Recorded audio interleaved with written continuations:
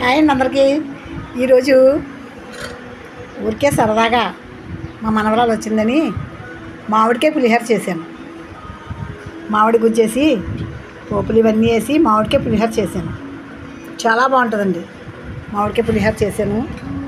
Rice కుక్కర్లో rice చేసేసి దానికి పోపెట్టి ఇవన్నీ వేసి మామిడికాయ పులిహోర చేశాను.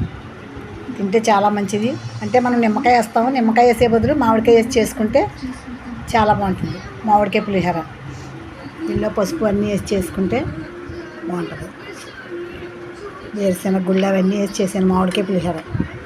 టేస్ట్ చేసి చూస్తే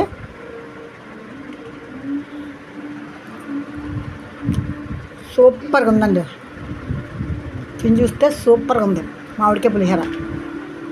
చేసేటప్పుడు తీద్దాం అనుకున్నాను వీడియో, అప్పుడు నాకు గుర్తుండదు కదా,